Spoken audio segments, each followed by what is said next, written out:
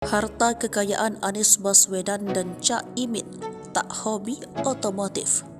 Anies Rashid Baswedan dan Muhaimin Iskandar menjadi capres dan calon wakil presiden pertama untuk pemilihan presiden 2024.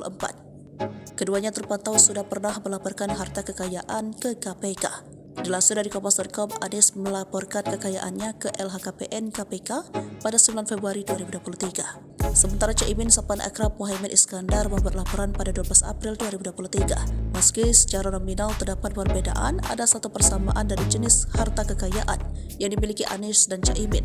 Harta kekayaan Anies Baswedan diketahui sejumlah 11 miliar rupiah. Mantan Gubernur DKI Jakarta ini memiliki 6 jenis harta kekayaan, yakni tanah dan bangunan, alat transportasi, harta bergerak lainnya, surat berharga, kas dan setara kas, serta harta lainnya.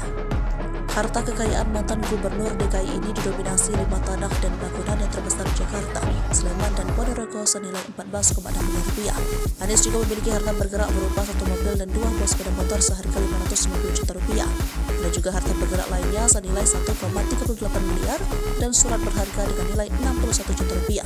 Anies Baswedan turut melaporkan kas dan setara kas serta harta lainnya yang masing-masing bernilai 1,39 miliar dan 675 juta rupiah.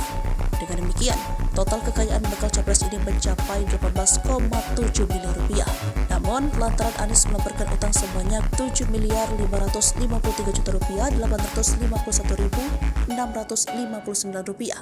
Total kekayaan bersihnya menjadi 11 miliar rupiah. Sementara Cak Imin tercatat memiliki 4 jenis harta kekayaan yang terdiri dari tanah dan bangunan, alat transportasi, harta bergerak lainnya, serta gas dan setara gas.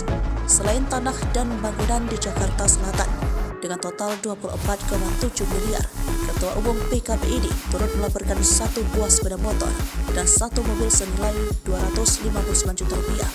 Dia juga memiliki harta bergerak lainnya sebesar 171,5 juta, serta kas dan setara kas dengan nilai 2,15 miliar rupiah.